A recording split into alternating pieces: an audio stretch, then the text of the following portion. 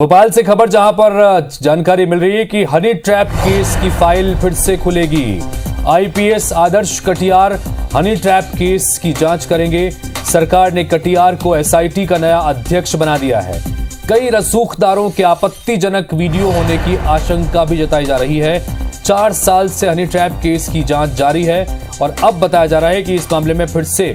ये फाइल खुलने जा रही है। आईपीएस आदर्श कटियार को अब हनी ट्रैप केस की जांच का जिम्मा दिया गया है। सरकार ने कटियार को एसआईटी का नया अध्यक्ष बना दिया गया है। 4 साल पहले ये मामला तब सामने आया था जब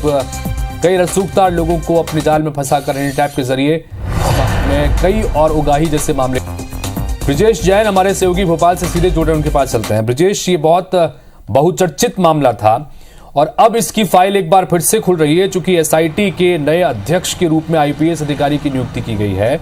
और अब वो इस मामले में दोबारा से जांच शुरू करेंगे। एक बार जरा दर्शकों को बताइए कि 4 साल पहले जब हनी ट्रैप का ये मामला सामने आया था तो क्या वो मामला था, कौन से बड़े नाम जिसमें चर्चित सामने आए थे, और अब इसमें दोबारा जब फाइल खुलने जा रही है तो क्या कुछ आगे अंदेशा जताया जा रहा है?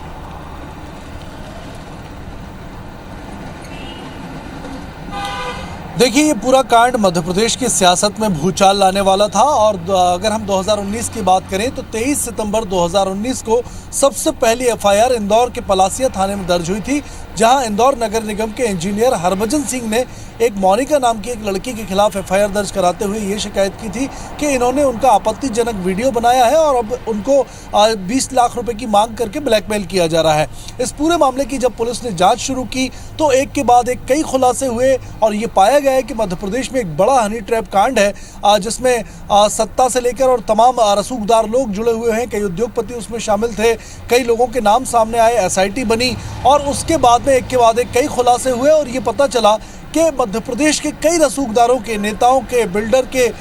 सरकारी अधिकारियों के, आईएएस आईपीएस के आपत्तिजनक वीडियो इस गैंग ने बनाया हुआ है और लगातार कई लोगों को ब्लैकमेल किया जा रहा है। कई बड़े रसूखदार नेता इसकी जद में पाए गए थे, कईयों के वीडियो सामने आए थे और कईयों को ब्लैकमेल करने की शिकायतें भी सामने आई थी। इसके बाद इस पूरे गैंग के 4 लोगों को गिरफ्तार किया गया था, 3 लड़कियां इसमें शामिल थीं। चारों को एसआईटी ने कई सबूत के आधार पर जेल पहुंचाया था। हालांकि अभी 4 में से 3 जेल से जमानत पर बाहर हैं, लेकिन एक बार फिर से क्योंकि तह तक नहीं जा पाए थे और पूरे मामले का खुलासा, उसकी जो जड़ थी, प्रमुख जो सरगना थे वो गिरफ्त से लगातार दूर थे और यही वजह थी कि एक बार फिर मोहन सरकार ने इस पूरे मामले की फाइल खोलने का, दोबारा से जांच कराने का नए सिरे से फैसला लिया है। और वीके माहेश्वरी जो एसआईटी के अध्यक्ष थे वो रिटायर हुए हैं, उनकी जगह अब आईपीएस 1992 बैच के आदर्श कटियार को ये जिम्मेदारी दी गई है। आदर्श कटियार अभी इंटेलिजेंस विंग में थे और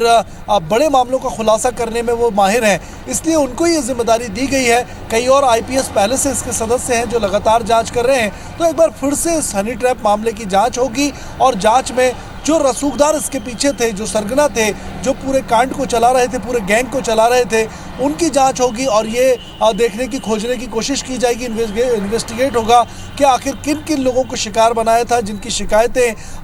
सामने नहीं आ पाई थी और कौन कौन लोगों के वीडियो क्या अभी भी उन लोगों के पास हैं। इन तमाम पहलुओं पर फिर से जाँच इस पूरे मामले की होने जा रही है। बिल्कुल ब्रिजेश, और इन सब के बीच चूंकि ये भी अब खबर की अब दोबारा से इसकी फाइल खुलेगी तो कई ऐसे केसेस और कई ऐसे आपत्तिजनक वीडियो जिसके होने का लगातार बातें कही जाती थी, अब उन तमाम चीजों की जांच होगी, सब कुछ होगा और दायरा इसका और भी बड़ा हो सकता है।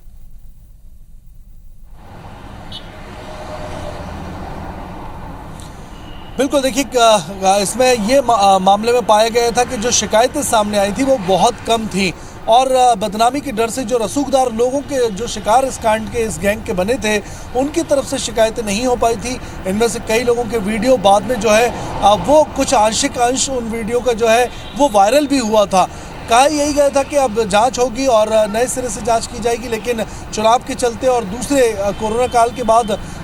जो कि अव्यवस्थाओं के चलते इसकी जांच ठीक तरीके से नहीं हो सकी थी और यही वजह है कि कहीं कुछ और लोग इसके शिकार ना बन जाएं और कहीं एक गैंग दोबारा से सक्रिय तो नहीं हो गया, क्योंकि 3 जो आरोपी थी प्रमुख, मोनिका और श्वेता, वो अब जमानत पर बाहर हैं और यही कहा गया है कि अब वो दोबारा से अपना शिकार बना सकती है या कुछ और वीडियो जो है वो उस गैंग के पास हो सकते हैं। तो क्या दोबारा से ब्लैकमेल तो नहीं किया जा रहा, और अगर पुराने वीडियो के दम पर ब्लैकमेल किया जा रहा है तो कौन कौन लोग इसमें शामिल हैं,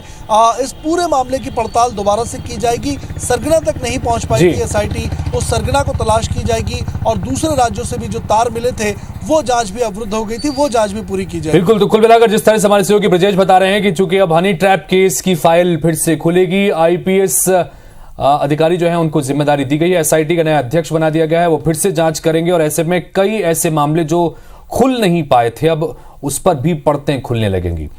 फिलहाल बहुत बहुत शुक्रिया ब्रजेश।